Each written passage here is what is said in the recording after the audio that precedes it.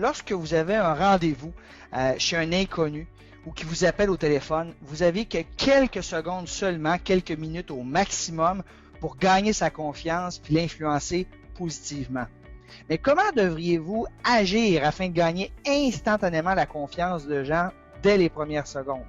Qu'est-ce que vous devriez dire ou ne pas dire? En d'autres mots, comment vous vendre et comment gagner légitimement la confiance d'un inconnu, un client potentiel par exemple, rapidement, ou comment regagner sa confiance. En fait, c'est le but de ce webinaire. Et puisque de nos jours, en affaires, les produits, les services, les prix sont souvent similaires d'un fournisseur à l'autre, puisqu'un client ne peut pas juger encore de la qualité de votre produit ou service parce qu'il n'a pas encore acheté de vous, son choix va souvent être basé sur l'impression qu'il aura du vendeur et de la confiance que ce dernier lui inspire. Donc, voici donc 10 facteurs clés d'influence lors d'une rencontre face à face. En d'autres mots, voici 10 façons d'améliorer la couverture de votre livre. Votre regard, que pensez-vous des gens qui ne vous regardent pas dans les yeux? À cette question, les participants qui assistent à mes conférences, mes séminaires, répondent toujours la même chose. Ils sont malhonnêtes, hypocrites, ils ont quelque chose à cacher, ils n'ont pas confiance en eux-mêmes. On dit avec raison que le regard, c'est le miroir de l'âme. Vous avez probablement déjà remarqué que les menteurs ont de la difficulté à regarder leur interlocuteur dans les yeux. D'ailleurs, les douaniers sont entraînés à fouiller les gens qui ne les regardent pas dans les yeux lorsqu'ils leur posent des questions.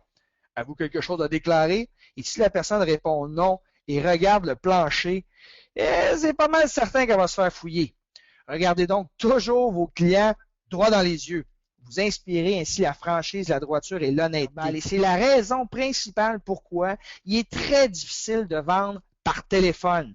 Il vous manque 55% des éléments d'une communication efficace pour convaincre votre client. Maintenant, 3 comportements à absolument éviter lors d'une rencontre sociale ou d'un 5 à 7 par exemple. Premièrement, si vous vous retrouvez à côté d'un inconnu, ne vous excusez pas et ne trouvez pas d'excuses pour partir. Vous ne savez jamais à qui vous avez affaire. Il pourrait s'agir d'un futur client, d'un associé potentiel, d'une personne qui pourrait vous donner une très bonne référence et même d'un futur conjoint ou conjointe. 2.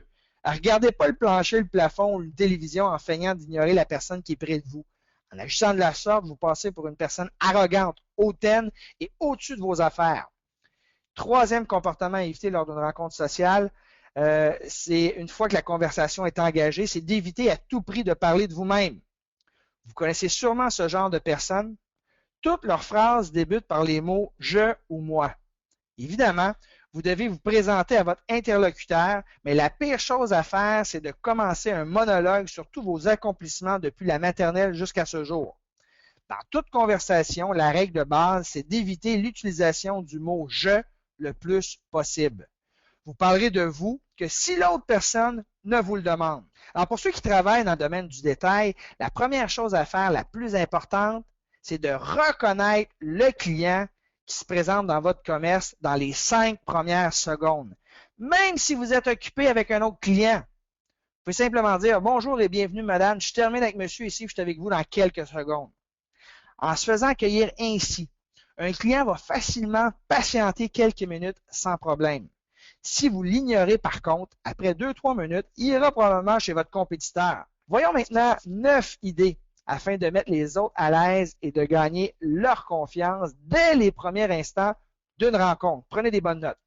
Premièrement, une des meilleures choses que vous puissiez faire afin de gagner la confiance rapidement d'une autre personne que vous rencontrez la première fois, c'est de trouver des points en commun avec cette personne. En anglais, on dit common ground.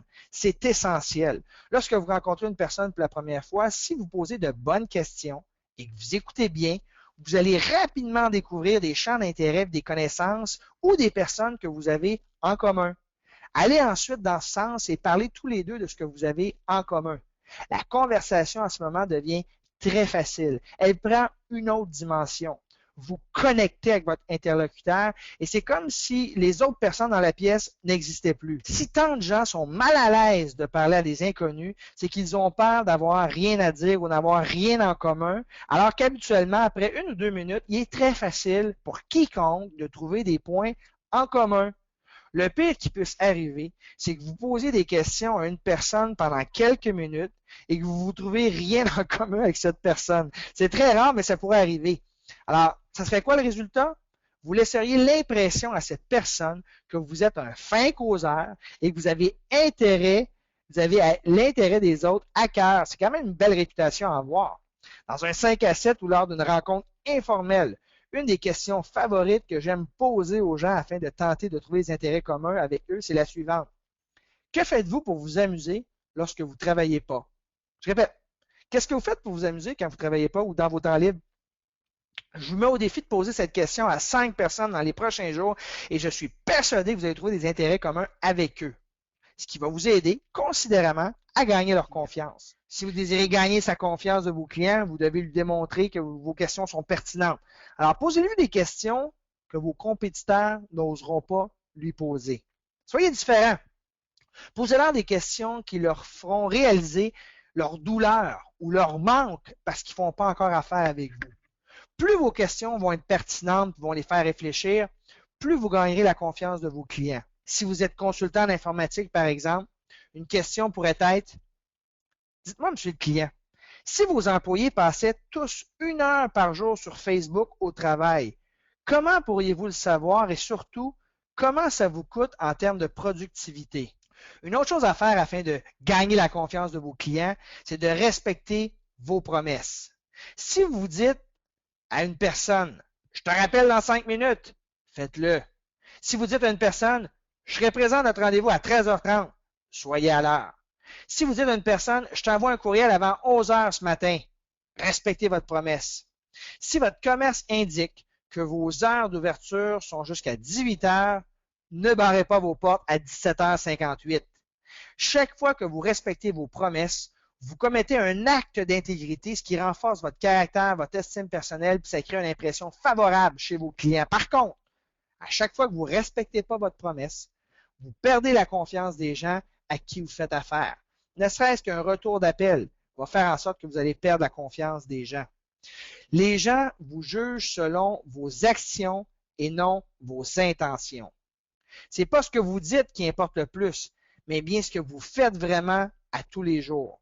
Et la meilleure forme de communication afin de convaincre une autre personne, c'est de prêcher par l'exemple et de respecter vos promesses. D'ailleurs, on dit que la promesse est écrite dans le sable de celui qui l'a dit et dans le marbre de celui qui l'entend. Lorsqu'un étranger apprend et utilise notre nom ou le nom de nos enfants, ça nous impressionne et ça nous touche à chaque fois.